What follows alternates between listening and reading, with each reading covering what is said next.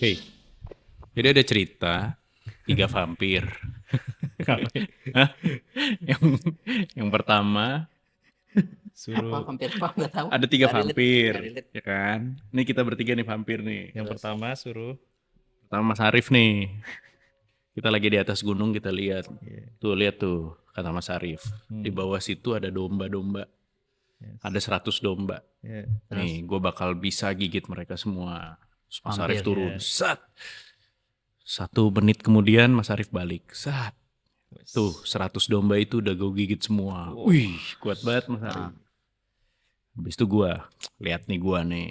Vampir lagi. Kita bertiga vampir. Vampir. Nih Mas Arif lihat nggak? Lu lihat ya? Lu lihat nggak satu kota di situ? Iya. 1000 orang. Oh iya. Iya. Lihat nih, gue ke situ. Sat. Iya. 30 detik balik. Udah habis 1000 Satu orang. kota 1000 orang Gigit. habis. Gitu. Jadi tadi Mas Arif berdarah di sini, Ya. gue berdarahnya 2 kan karena gigit lebih Wah, banyak. ini lanang nih. Lanang. Wait, lihat dulu gua. Enggak ada 2 satu detik. Ya, 2 Ya. detik. Balik dia. Berdarah semua. Mukanya berdarah semua. Berdarah semua. Berdarah semua. Wih, gimana Gigit tuh, apa Nang? lu? Gigit apa? Gigit apa, Nang? Enggak. Lu lihat tiang di situ enggak? Iya, gua enggak lihat kata Nang. Still funny. Itu jokes lama. Selamat datang di apa nih? Kolektif Podcast. Nih, podcast. Podcast. Iya.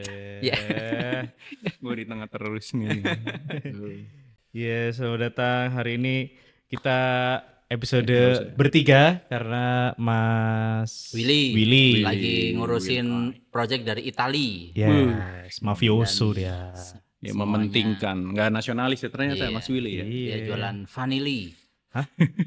Biar li semua. Sama Ali gitu. Oke, gimana nih Nang? Iya, hari ini kita akan membahas apa ya istilahnya? Seputar bisnis. Wih, Nah, kita waduh, podcast cash. Ngomong cash. Podcast. Setelah sebelumnya di episode sebelumnya kita jelasin tentang kolektif. Ya. Nah, hari ini kedepannya setelah episode intro itu kita akan bahas dan datangin expert-expert di bidangnya yang kolektif juga berpodcast. Jadi saling berbagi Keren. di podcast gitu. Mantap, mantap. Oke. Nah, khusus hari ini kita bahasnya tentang bisnis karena ini memang circle kita kan. Kita kan semua pebisnis nih. Ada yang UMKM. karyawan nggak? Lu. Iya. Aku ya. Kamu. Oh masih Saya juga karyawan. karyawan investor. Iya benar. Iya. Wah ini financial karyawan, freedom. Karyawan siapa ya? Karyawan Kaliwatu. Iya. Kaliwatu Iya. Group. Jadi ini dadakan sebenarnya karena Iya. tadi siang Tum Anggara ini lempar Ngide. topik. Ngide. Gue punya concern nih gitu. Betul, Concernnya betul. adalah tentang quote ya. Ini sering dikutip di mana-mana ya. Quote saya tentang 90% startup atau bisnis Iya, mungkin kebanyakan startup ya. itu Startup business. gagal ya. Betul. Gagal. Nah, untuk di episode pertama kita akan ngomongin spesifik tentang statistiknya, tentang 90% kegagalan itu. Gitu. Jadi nanti didengerin aja insight-insightnya. Nanti objektifnya adalah kita mungkin membahas tentang bahwa ada 2 hal nih yang bisa mengubah pola pikir kita dari product centric dan problem centric. Nice. Itu opening udah kayak ini Diary of CEO. Jadi, Iya. give me your 30 second I will gitu. Ada gitunya Mas Versi sebelum lokal. memperkenalkan. Iya. Nah, biar kelihatan ininya kayak podcastnya, saya akan memperkenalkan bintang tamu hari ini ada Rahmat Anggara, CEO dari Kasir, Ketua dari MES DKI Jakarta, Masyarakat ekonomi Masyarakat syariah. Ekonomi Syariah, dan juga di ujung ada Oh, ada Head of Creative atau apa ya? iya. Talent. Tahun ini saya naik jadi COO, Pak. CO. Oh iya, wih, COO. naik gaji. Enggak. CO dari Banyak pengeluarannya. koperasi atau Let's Bukan, Play-nya, Let's Mas? Play Indonesia. Let's Play, jadi Let's Play Iya, Indonesia. Koperasi gitu. nanti diputuskan nanti. Ya, Ya, jadi udah cocok lah sih. yes, jadi ini podcast si level. Wih. Kan Anda sih saya Saya nggak mau sialan. kalah. Saya nggak mau kalah dengan yang di grup tadi loh. Wah, Oh iya. waduh, saya harus naik si level lagi. Oh iya, Akhirnya betul. Hari ini saya mengajukan diri. Sekarang masih Udah COO belum? Udah resmi. Udah sekarang? Tanda Hari ini? tangan kemarin. SK-nya Wih, keluar, di- luar biasa. Tanah. Dia yang mengutus, Iya. dia yang tanda tangan. Iya, bisa kapan aja. Waktu sama Mbak Ica Iya. kemarin, apa Iya. Mas Bata? CO aja Mbak. Aja. Wih, enak banget. Oke, nah ini Diatur suka-suka. iya. Nah, ini dari mungkin bisa memulai obrolan kali ini nih, Tum Angga. Wih, Itu kurang deket ya? awalnya gimana? Apa yang menjadi concern soal isu tentang 90%? Oh iya. Nanti Mas Arief bisa nambahin itunya Mas ya. Mas Arief pernah baca bukunya juga kalau nggak salah. Iya, ya. iya. Nah, Iya. Jadi emang kalau ini mungkin gue ceritanya lebih di realita ya gitu. Ternyata nggak di Indonesia doang gitu. Iya. Hampir mayoritas orang lah punya usaha itu bro. Yuk, Fokusnya itu ini nggak cuma teknologi ya, retail ataupun makanan. jangan dipukul-pukul, Pak. Oh iya, retail ataupun makanan itu kondisinya persis sama lah dari beberapa yang gue samperin. Yang paling sering mereka lakuin pertama kali itu nggak apa? Apa tuh? Gue pengen bikin produknya keren. Oh, Jadi yang mereka fokusin bukan nyari uangnya gitu. Jadi yang difokusin adalah packagingnya Bikin harus produk. bagus, iklannya harus keren, kamera buat ngiklannya harus mahal, bahkan sampai punya kantor dulu, Oh, hire iya. karyawan Ya, dulu, ya. kantornya proper. Yang dilakuin tuh gitu-gitu dulu. Gitu. Iya. Nah itu padahal di sisi lain mereka akhirnya membuat produk yang belum tentu dibutuhkan sama orang. oke. Buat produk yang keren, yang bagus, yang mereka suka, belum tentu yang publik butuhkan. Pada akhirnya ya produknya mungkin dikenal, produknya mungkin keren beneran, mungkin canggih, mungkin kalau makanan mungkin beneran enak gitu, tapi ya kalau nggak dibutuhin akhirnya nggak sustain. Gitu. Iya. Itu sering banget kejadian dan sampai sekarang masih kondisinya kayak gitu. Oke, ini tadi mungkin ada konteks yang kelewat dikit. Jadi Tum Angga ini ngomongnya konsultan atau apa ya di 28 perusahaan ini as a Oh dulu pernah bantuin beberapa iya. total kurang lebih 28. Ya 28. Nah jadi di multisektor ya, Iya, multisektor. hampir semua atau paling banyak di mana lu pegang? Mayoritas pasti karena industri gue teknologi, ya paling Oh, tech, banyak di startup. teknologi. Startup atau apapun tapi ada teknik. Campur-campur sih. Ada yang udah jalan beberapa waktu, tinggal di scale gitu. Tapi banyak juga yang baru memulai, starting gitu. Oke, tech ya hampir di tech company ya, mostly. Mostly. Dan yang lu pegang ranahnya pasti financial. Ya financial driven, jadi ya fokusnya sebenarnya di bisnisnya lah, di finance, ya secara keseluruhan tapi mulainya dari financial drivennya dulu. Berarti dari yang lu kerjain, objektif lu adalah bikin perusahaan itu apa sehat secara apanya? Beberapa CEO. sih, ya pokoknya Efficiency officer. Oh, ngebuat dari 0 jadi 1. oke.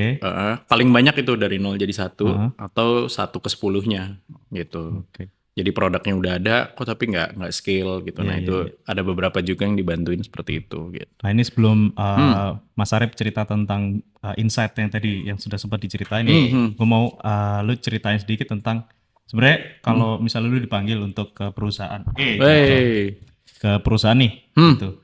Apa yang pertama kali lu lihat dari perusahaan itu ketika datang gitu? Oh, mostly yang gue lihat pasti di finance-nya dulu sih. Kondisi keuangannya gimana. Baru nanti dari finance itu kan sebenarnya udah ngegambarin hampir semuanya ya gitu. Ya kayak kalau lagi kita ke dokter lah gitu. Dia lihat dulu kondisi kita kan, di check up dulu kan. Gitu. Nanti dilihat mana sih yang kelihatannya kurang benar, salah atau kurang optimal gitu. Nah, mulai dari situ dulu sih, baru turunannya bisa macam-macam tuh, produk, ke bisnisnya, ke cara marketinginnya dan lain-lain. Indikasi apa biasanya melihat wah ini warrant something yang kelihatan anomali ini biasanya di apanya kalau dari laporan finance dan lain-lain?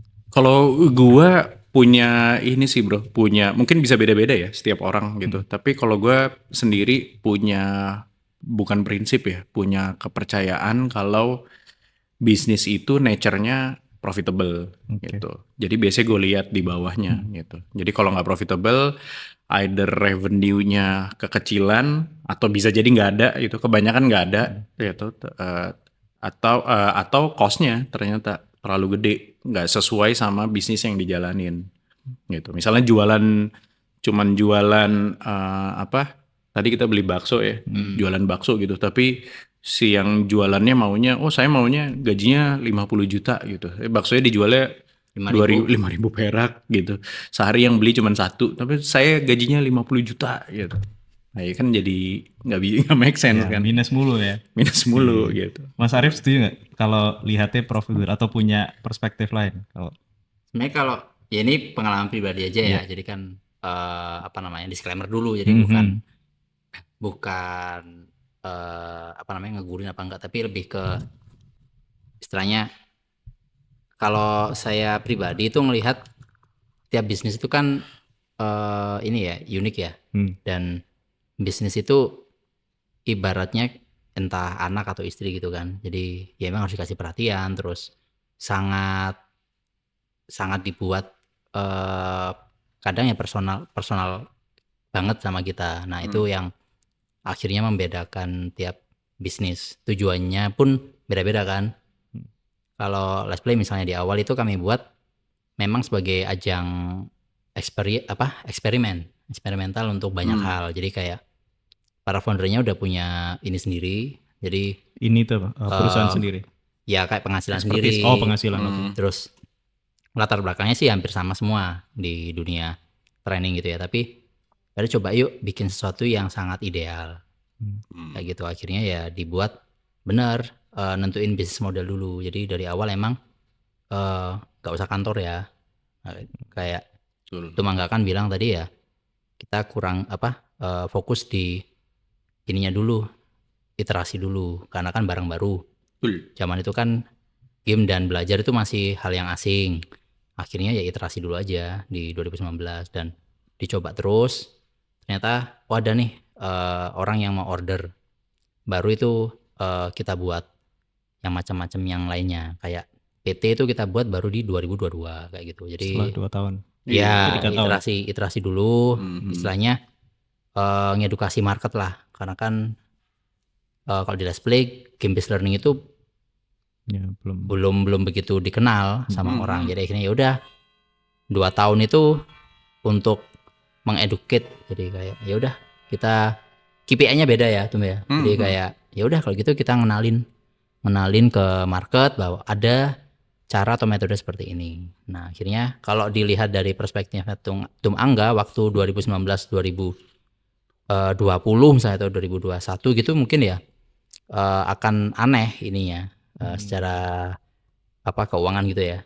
Nah, karena benar-benar project base, terus melihatnya juga lebih banyak aktivitas yang memang itu akhirnya jadi cost untuk marketing kayak gitu. Jadi kayak oh ya karena memang ngenalin dan pengennya organik, jadi nggak ngiklan, nggak apa namanya itu nggak pakai buzzer gitu ya. Kita yang bangun dari bawah secara organik dan akhirnya itu jadi bahan eksperimen bareng-bareng gitu. Makanya tiap tahun biasanya kita selalu explore hal baru. Jadi kayak pivotnya bukan pivot